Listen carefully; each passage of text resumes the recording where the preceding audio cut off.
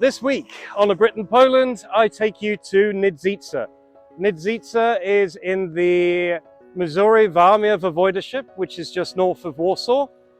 And this place goes back to about the 14th century, originally founded by the Prussians, and then firmly established by the Teutonic Knights. So we're going to show you some cool architecture, a really cool castle, and we're going to take a trip to the Tatar Stone, which has a whole legend around it. So please stay tuned. Dzień dobry, and welcome to A Brit in Poland. This channel is going to bring you everything you need to know about Poland. I am exploring the country, bringing you the history, trying to tell you about the culture, and show you what it is really like to live here. So feel free to check out my other media, Instagram, Facebook, and I will share links to those in the comments. I also have a website, www.britlivinginpoland.com, where I collate my videos for easy to view manner. Also, you are welcome to contribute to my efforts through Patronite or Patreon, and all descriptions are available below the video. I hope you enjoyed today's video, and please come back for more by subscribing, liking, or commenting. Thank you very much. Do zobaczenia.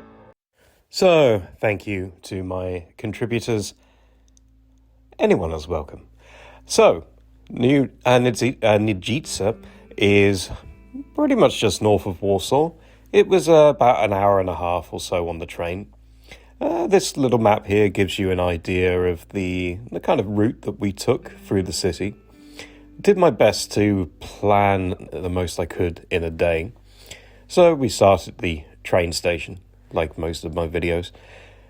And, okay, it's nothing incredibly fancy compared to a lot of the places you will see in Poland, but well. Right by it is the first attraction, which is a water tower dating back to the Second World War. And there is this monument to commemorate the Polish bombing of Nidzica during the Second World War, in fact, right at the beginning. So right at the start, we got a good taste that the architecture was quite interesting in this city. In fact, I've been to a lot of places in Poland now, and I saw some interesting building styles which I've not seen elsewhere. We're going to start in the market square. So this is the main heart of the city, and you can see the town hall, which was originally built in the 19th century, but of course, like most of the city, it was destroyed a few times. And the building you see now actually dates back to 1923 and is in neoclassical style. You can see they were preparing for Easter, so there are quite a few Easter-themed decorations. And there was this interesting statue of a boy, I think, I would guess perhaps lighting a lamplighter. You can see he has a little dog in his pocket, and it was rather cute. But so Nidzica gets its name from the river Nida, which is the river that flows through the city. Not particularly noticeable as you're walking through, but you can see it. And I mentioned that this city was founded by the Prussians, but the area was originally inhabited by the Slavic people in the 10th century. And then, basically, the Teutonic Knights came along in the 13th century, and you see a lot of evidence of there. So this is an old monastery that actually used to be part of the defensive walls surrounding the city. I think it is actually open certain days of the week, but not the weekend. So, as per usual, when travelling to Poland on a Saturday, don't expect anything religious to really be accessible. This was some old school opposite, I believe.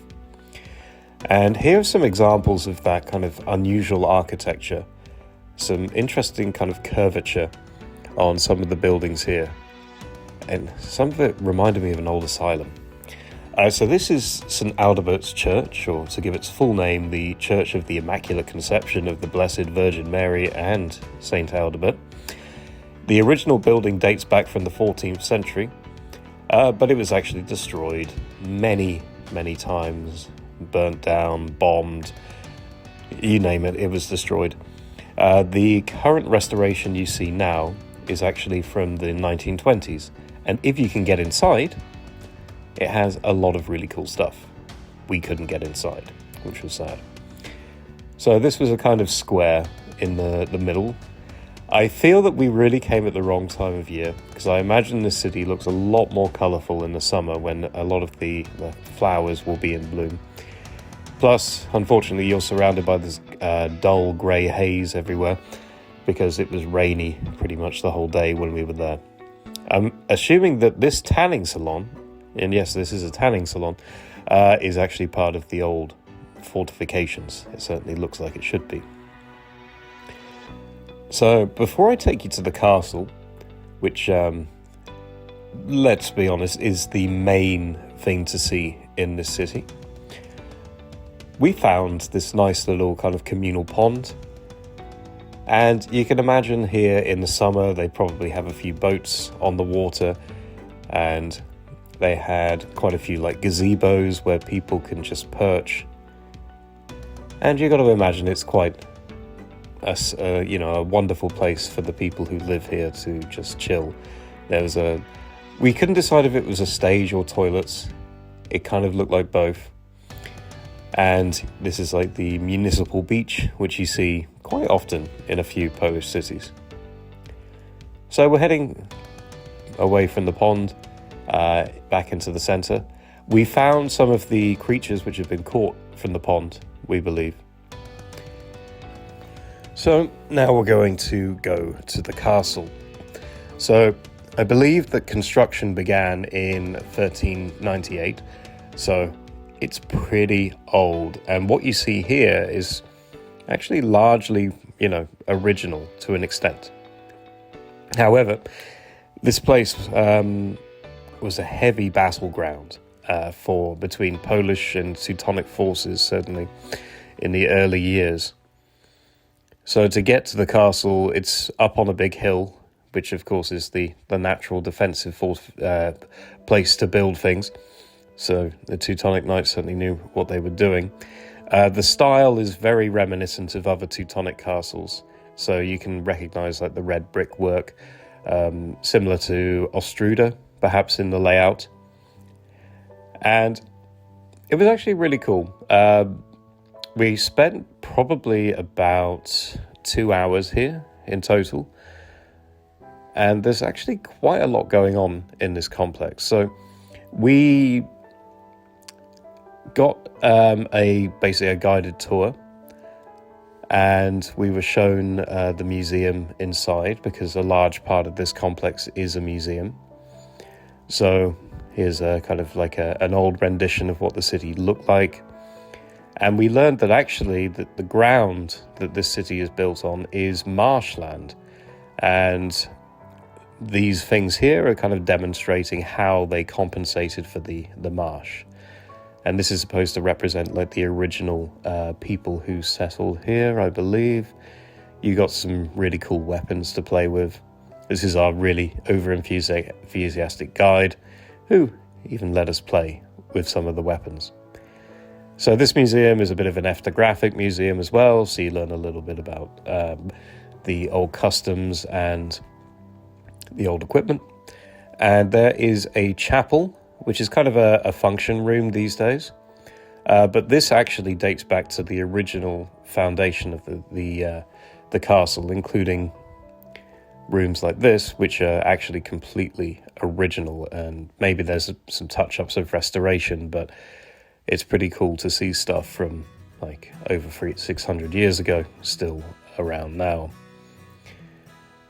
So yeah, the castle was probably it was damaged quite badly a couple of times. So once was by the French in the kind of early 1800s. They were kind of occupying the place. And then in 1945, it was damaged quite badly by Russian bombing. and the last restoration was done in 1965. Next to it is a Church of the Holy Cross, which is, I think, 19th century. And yeah, we, again, couldn't get in, but at least we could look inside. And I wanted to show you what we first saw off the train, and this is the kind of the city park. Again, really came at the wrong time of year. You've got to imagine that in the summer, this place must look a lot more glorious and a lot less brown. But it was a very pleasant place, despite the rain, to walk through. You see the kind of the river running through, lots of nice pathways, lots of open green space, a cool fountain. You know, so it's a nice park. We could have used without the rain. And there is this mural to John Paul II, maybe slightly defaced, which maybe is why Google said it was temporarily closed. I think this is the old castle brewery, which I managed to miss on the trip. So we're now heading away from the main city to a place called Tartary, which is a village just in the south. So we passed this cemetery, and then we saw these, you know, really cool like cemetery monuments here. And I don't know, maybe I'm a little bit morbid, but I always love these designs. I think there was a lot of classical elements here, which looked just beautiful. But we're heading to Tartary because there is a special stone here called the Tartar Stone, or Tartary Camion, I think is the Polish. And it's, yeah, you can see, there you go, there's all the myths for you. But essentially it was during the 17th century, the Swedes invaded Nidzica, and then the Tartars came. I haven't been able to determine whether they were invited or if they were just opportunistic, but either way, they weren't allowed to enter the city. And the cannonball you see on top of this giant granite slab, which is like the biggest granite slab in Poland or something, is said to have taken the head off the Tartar commander. So there's this whole cool little myth around that. And before you complain about us standing on top of this thing, apparently it's quite common for people to do so. But I hope you enjoyed this short little video about Nidzica. It isn't the biggest place in Poland, but it is a bit of a time capsule, and it was really cool to see everything it had to offer. And of course we stopped for a local beer near the end of the day. But I've been a Brit in Poland. Please like, please subscribe, and please come back for more, much more of Poland to see.